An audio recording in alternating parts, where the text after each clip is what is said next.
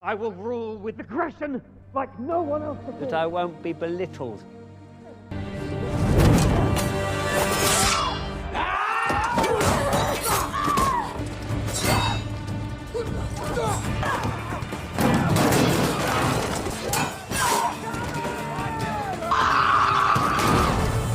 The princess awakens to find her hands bound in shackles.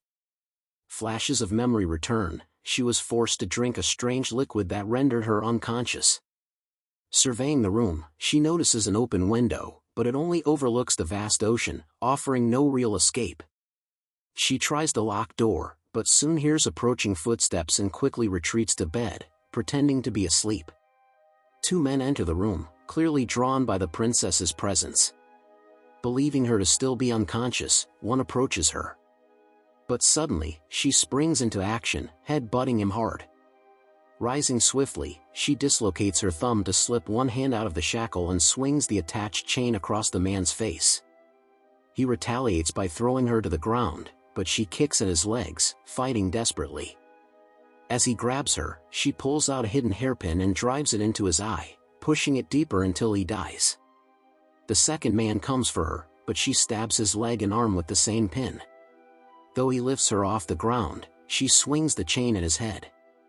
He attempts to strangle her with it, but the princess counters with punches and a powerful kick that sends him plummeting from the tower. Hearing another adversary approaching, she grabs a sledgehammer and strikes him. Afterward, she frees herself from the remaining shackles and rearranges the room to mask her escape. Stealthily, she makes her way to a bathroom and spots her family restrained in the courtyard below as the castle descends into lockdown. Power was about to be snatched by Julius, the son of a diplomat, who planned to legitimize his rule by wedding the princess. He was aided by a fierce woman warrior named Moira. Julius harbored contempt for the pacifist king, who had chosen to welcome refugees instead of conquering neighboring lands. The princess came to a painful realization: this disaster was because of her. The previous day, she was meant to wed Julius, making him the future king. But in a sudden act of rebellion, she fled.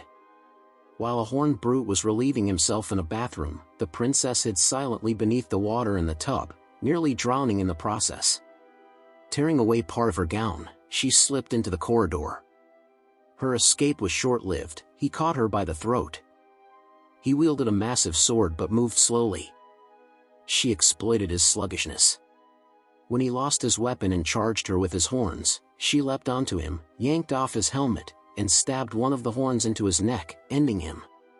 As a child, the princess had secretly learned kung fu from a Chinese immigrant woman, despite her father's objections. Meanwhile, Julius found a soldier's corpse in the river and feared a rebel was in their midst. He ordered a check on the princess. A nimble guard was dispatched to the tower. The princess, exhausted, tore off parts of her dress that restricted her. Two more soldiers entered. She stabbed one with a splintered stick and tied the other to a beam. When they refused to talk, she shot them both with a crossbow. Hearing more troops approaching, she slipped out the window to hide. Just when she thought it was safe, a heavy-set soldier rested by the ledge, forcing her to cling to the wall longer than expected. Inside, enemy fighters were drinking and looting the throne room. She sneaked by and reached her personal chambers, where she sought a special sword. Though forbidden by her father, she had continued training under her uncle Kai and her teacher, Lin. Her uncle had gifted her that very weapon. She swapped her fancy shoes for boots and used a concealed servant passage. Moira, the woman with the whip, wasn't just a fighter, she was Julius's lover. Julius planned to kill the king after securing the throne. As the couple made out, the princess tried to strike them through a secret wall panel but missed. Meanwhile, the guard who reached the tower peeked into the room, unaware she had slipped into an adjoining space. There, she encountered a towering knight clad in gold armor. At first, he seemed lifeless, just a suit of armor. But then he moved, wielding a gigantic sword, smashing everything around him. His armor was nearly impenetrable. Eventually, the princess discovered weak points under his arms and near the groin. Even injured, the knight fought on. She doused him in oil and lit him on fire, defeating the giant. Meanwhile, the fat soldier reported that the princess was still in her bed, unaware of the truth. Julius commanded every floor be searched. The assassin must be found. One commander mocked Moira, and she slit his throat with her whip without hesitation. A battalion stormed the tower. From above, acrobatic assassins attacked. Though wounded, the princess killed 2 of them. She then scattered beads on the floor, causing enemies to slip, and dashed over their fallen bodies. In the next wave, she shattered a man's leg and strung him up with rope. More attackers came. One brute kept strangling her even after being run through with a sword, until she stabbed his skull to stop him. Surrounded, she was ordered to be captured alive. Cornered, she vaulted off a soldier's back and leapt several stories. Only one acrobat dared follow. The fat soldier passed nearby again, still oblivious. Soon, the princess was surrounded again. She leapt out a window, grabbed a banner, and sprinted along the outer wall, crashing into another chamber. Badly wounded, she hid to tend her injuries. Her thoughts drifted to her parents. With no male heir, the king was forced to marry her to Julius. Though she had dreamed of ruling herself, she remained merely the king's daughter.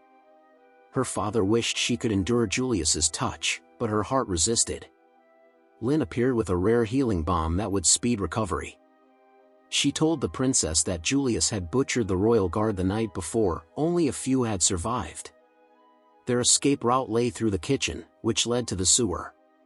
But enemy troops had taken over the kitchen. When they saw a cook being pinned against a wall, the women intervened, fighting off the soldiers with skill. Even cabbage couldn't save the invaders. Just then, Moira stormed in. With her whip, she dislocated Lynn's shoulder and hoisted the princess into the air. Despite the odds, they fought back. Lynn urged her student to flee into the tunnels while she held off Moira. After a grim journey through waste, the princess found the dungeon where her family was imprisoned. 3 drunken guards stood in her way. She drank with them briefly before dispatching them with ease. Her father was stunned by how ruthless his daughter had become. The moment didn't last, someone knocked her unconscious. She awoke in the throne room, with Lynn also captured. Julius reached to caress her cheek, only for Lynn to almost bite him. He still intended to marry the princess, but her threat to ruin him made him reconsider. He began thinking of marrying her younger sister, Violet, instead. Suddenly, the princess caused a diversion. At the same time, Lynn snatched Violet and fled. Guards threw the princess from the window, and she plunged into the waters below. As she sank, memories of her childhood returned. She sliced through her bindings using sharp rocks and surfaced. Julius, meanwhile, ordered the wedding ceremony, now intending to marry Violet. The princess was also searching for her sister. On the way, she encountered another knight. This time, Violet saved her by dropping a full suit of armor on him. Now reunited with Lynn, the trio entered a secret weapons chamber. With enemies swarming the castle, they geared up. The princess donned leather armor and gripped her sword. Lynn prepared her unique bow that could transform into blades. Violet wasn't ready to fight, her mission was to hide. Julius tried to force the queen to summon Violet through torture, but the sounds of battle rang out. Refusing to fall, the princess kept charging into fights. With Lynn at her side, slicing enemies and transforming her bow into dual swords, they became unstoppable. Violet soon joined in, freeing prisoners and helping Uncle Kai. When surrounded by elite knights, the princess used her combat knowledge to find weak points and strike precisely. Julius found Violet and tried to proceed with the wedding, but the girls burst in, unleashing chaos. Lynn battled castle guards with help from Kai. Moira finally confronted the princess in a one-on-one duel. During this time, the king attempted to stop Julius, but was stabbed. The princess, though disarmed, closed the gap and used Moira's own whip against her, snapping her neck. Meanwhile, Julius had gravely wounded Lynn, leaving her on the brink of death. He placed the crown on his head and faced the princess one last time. He slashed her legs secretly, disarmed her, and forced her to her knees. Thinking she'd surrendered, he began a triumphant speech about ruling through fear. He raised his sword to behead her. But the king, still alive, distracted him. The princess seized the moment and sliced off Julius's head. The king reclaimed his crown and declared that heirs by marriage were no longer needed. His daughter would be the first queen to rule alone. Thanks to the magical ointment, Lin recovered quickly and praised her student. At last, the overweight guard completed his mission. He found the missing princess.